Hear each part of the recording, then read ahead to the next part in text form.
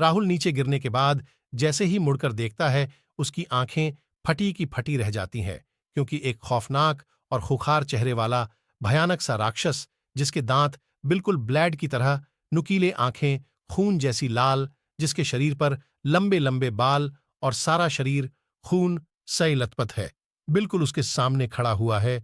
इसके पहले राहुल कुछ करता, वो दरिंदा राहुल की गर्दन पर हुआ, छोड़ो, मुझे क्या कर रहे हो, छोड़ो कहकर रोने लगता है और तेजी से अपने हाथ पैर चलाने लगता है।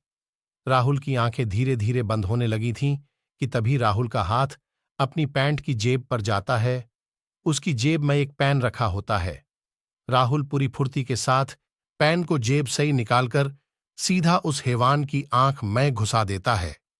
वो हैवान चिल्लाता हुआ पीछे की तरफ हटने, सही दबाकर भागता हुआ ट्रक पर चढ़कर जल्दी से गेट बंद करता है और हड़बड़ाता हुआ ट्रक को स्टार्ट करता है और तेजी से ट्रक को भगाने लगता है। राहुल के दिल की धड़कनें डर की वजह से बहुत तेज हो गई थीं। ऐसा लग रहा था कि दिल अभी बाहर निकलकर गिरने वाला हो। अब राहुल का पूरा फोकस केवल ट्रक को भगाने पर था। उसका डर हर सेकंड बढ़ते जा रहा था। वो सोच रहा था, पैन मेरी जेब में नहीं होता तो अब तक तो वो राक्षस उसे मार चुका होता। राहुल की गर्दन से खून लगातार बह रहा था। राहुल जल्द से जल्द हॉस्पिटल पहुंचना चाहता था, क्योंकि वह जानता था अगर खून ज्यादा बहा तो उसका शरीर धीरे धीरे काम करना बंद कर देगा और कुछ देर में उसकी मौत भी हो जाएगी। इसलिए उसने अपने ट्रक की रफ्तार बिल्कुल भी कम नहीं की। राहुल लगातार कि अचानक ट्रक का कंट्रोल उसके हाथ से छूट गया और ट्रक सीधा एक खंबे से टकराना, जिससे राहुल का सिर सामने लगे। ट्रक के हैंडल में बहुत तेजी के साथ लगा। राहुल चिल्लाया, आह, और बेहोश हो गया। राहुल की जब आंख खुली तो वो एक बिस्तर पर लेटा हुआ था और उसके हाथ में खून की बोतल लगी हुई थी। राहुल धीरे से उठकर इधर उधर देखने लगता है कि तभी अजय वहां आता है। अरे यार राहुल, ये सब कैसे हुआ?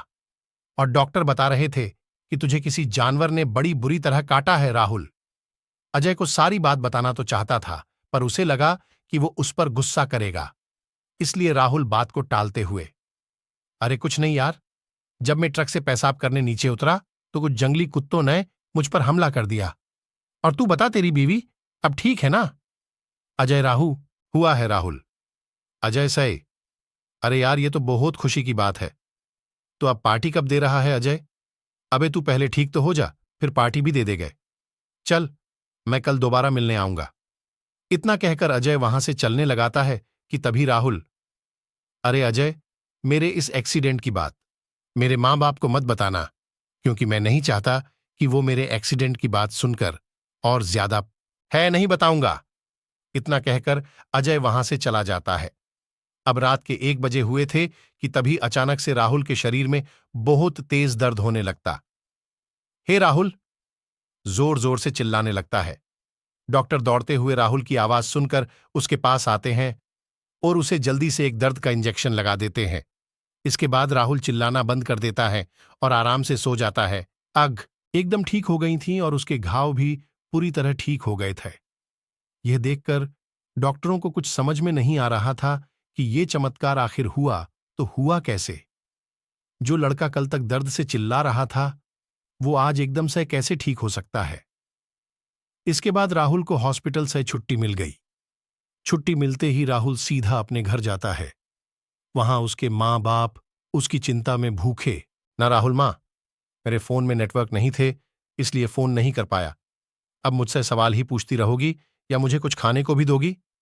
राहुल की माँ, हाँ हाँ, आजा, कुछ खा लें। और इस तरह राहुल अपनी माँ को भी कुछ नहीं बताता। राहुल हर बार की तरह फिर से रात को काम पर निकल पड़ता है। उधर ट्रक ड्राइवर अजय राहुल को एकदम ठीक देखकर शोक रह जाता। हे और राहुल से कहता, हे ठीक हो गया?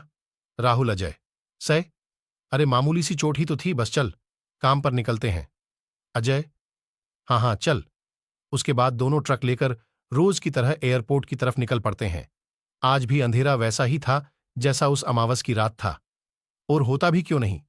आज फिर से अमावस की रात जो थी, राहुल और अजय बातें करते हुए जा ही रहे थे कि अचानक राहुल को तेज बुखार हो गया और का शरीर बहुत तेज गर्म हो चुका था। अब राहुल ने अपने कपड़े भी उतारकर बाहर फेंकने शुरू कर दिए। इधर राहुल की हालत देखकर अजय की भी हालत खराब हो रही थी।